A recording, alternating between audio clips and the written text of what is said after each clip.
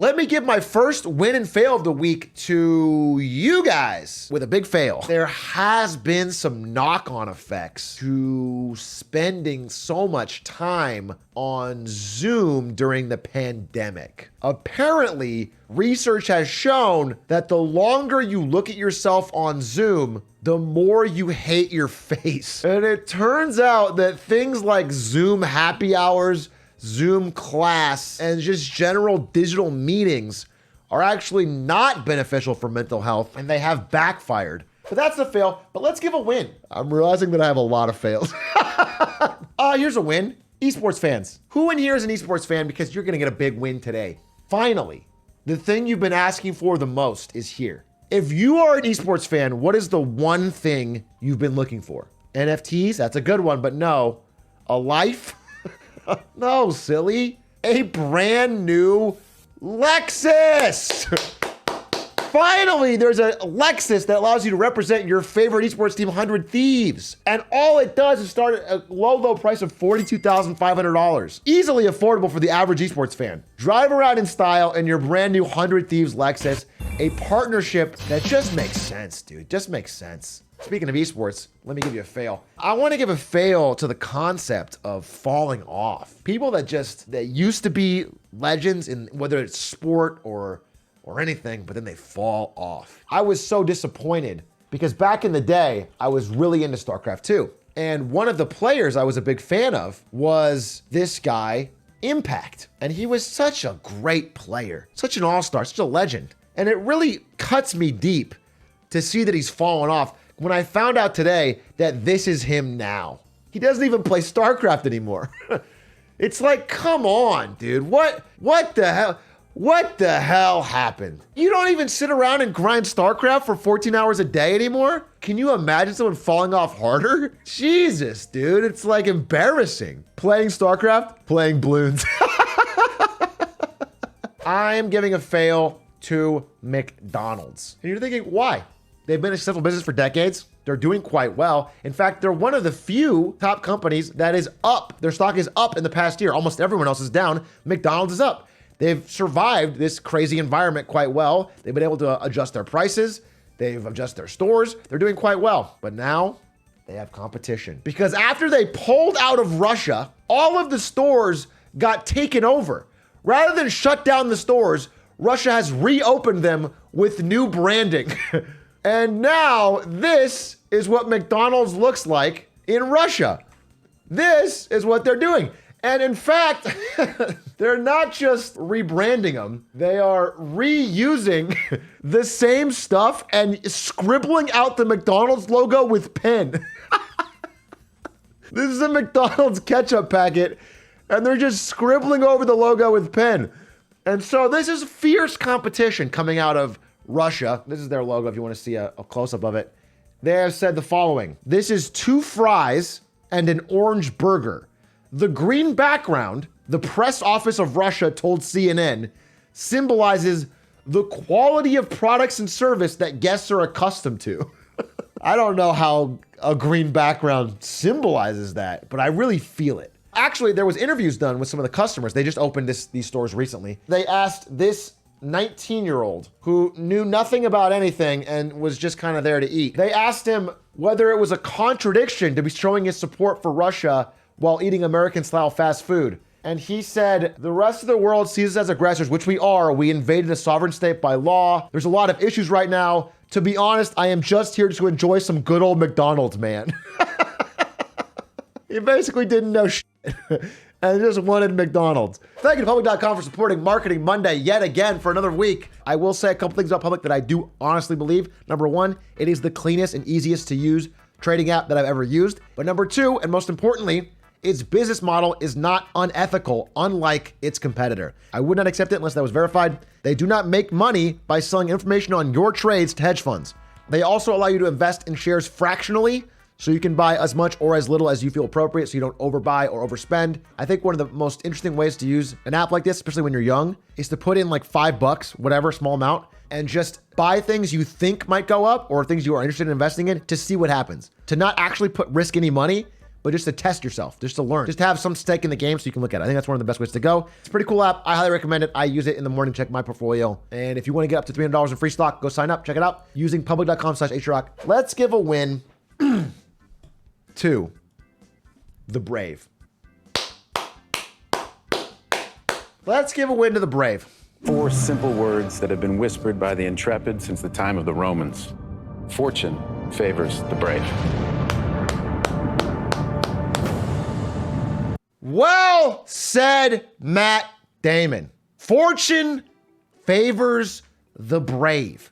No one could have said it better. And let's ignore the fact that if you had bought $1,000 worth of Bitcoin on the day that commercial came out, it would now be worth $375. But that's neither here nor there, because I want to talk to you about some indicators that I have found that may have been signs of a market top. I looked back to see what kind of things were being posted here, basically at the peak of crypto, basically late last year. What was being posted, and could we have seen this coming? And so I did some research. Obviously, the first one might have been this commercial. Maybe Matt Damon, an actor, telling us to be brave, that have been whispered, to be like the famous intrepid explorers of history and invest in crypto. Maybe could have been a sign. Maybe it was this when Paris Hilton Welcome back to the show. and Jimmy Fallon went on TV and talked about her new Bored Ape. They're buddies. There's also something that I tweeted out. In hindsight, there may have been some indicators of a market top. I mean, again, indicator of market top in layman's terms basically just means that there's irrational exuberance. People are getting too excited. Once you start to see everyone and their mother talking about how you can invest in this to make money, that's usually a sign that, things might be getting a little too overheated. The crypto mod. You can go to the moon, hodl, bet everything, and lose everything. And also, make the like button go to the moon. Once you have 12-year-olds playing Among Us crypto mods talking about going to the moon, you might want to look around and think, is it possible this is a bubble? Is it possible this is overheated? But I have found one indicator that trumps them all.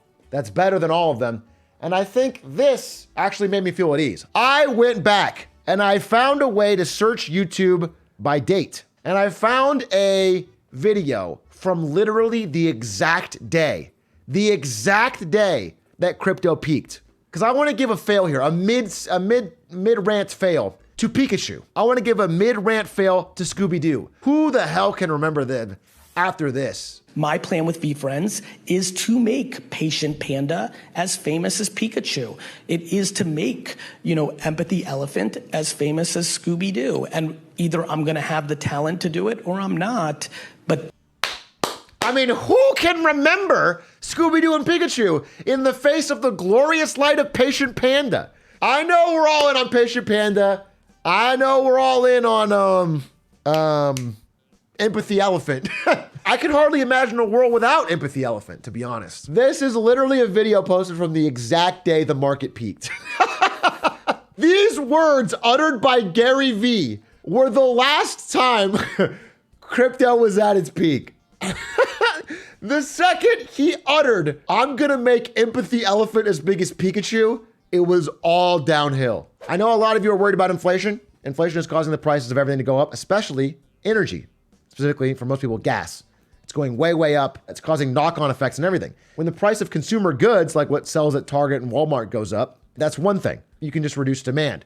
But when the price of energy goes up, it causes knock-on effects that cause the price of everything to go up. There's two things I'm going to offer you if you're worried about gas prices, okay? I've got you two solutions. This is my first solution. You can try this. This guy who said, raise it even more, I'll only grind harder.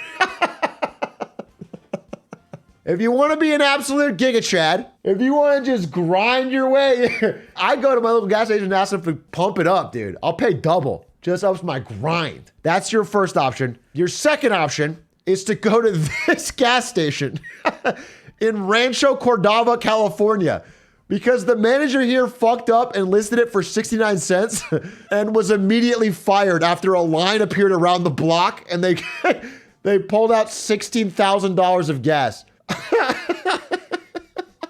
I think that should be enough to solve everybody's problem with rising energy prices. I've done my job here. I've done my work here today. Big win to all of you because Netflix is creating a real world Squid Game. Perfect timing. Right as we all lose our jobs, massively increase our debt into our savings, we can join the actual real world Squid Game that Netflix is creating with a $4.56 million prize.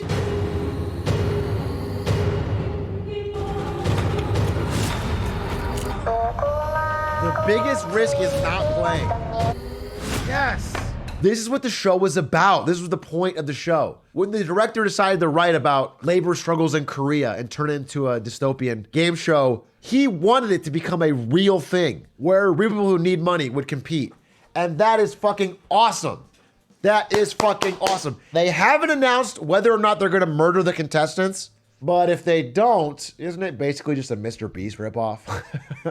If they don't kill him, I could just watch Mr. Beast for free and not have to subscribe. You know how I've been quoting the phrase from Top Gun Maverick? It's not the plane, it's the pilot.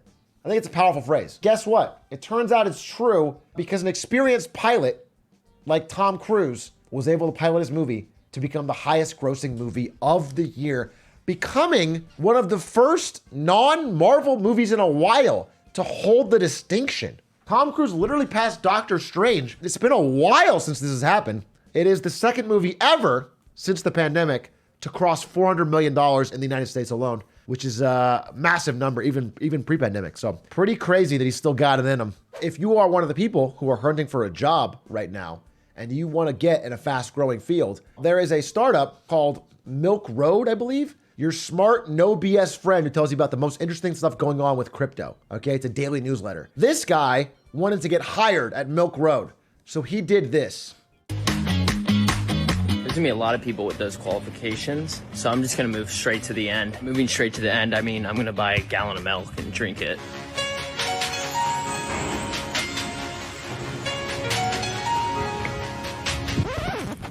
Alright, it's getting a little bad. This is terrible. He got hired. This was his submission, and he got hired. This is what the owner of Milk Road said. This is amazing. You're hired. The most important thing when you're hunting for a job, especially in tech, is that you can drink an entire gallon of milk in one TikTok. And that's a win for all of us. Except for the lactose intolerant, who will never work again. Sorry to hear that. Sorry to hear that.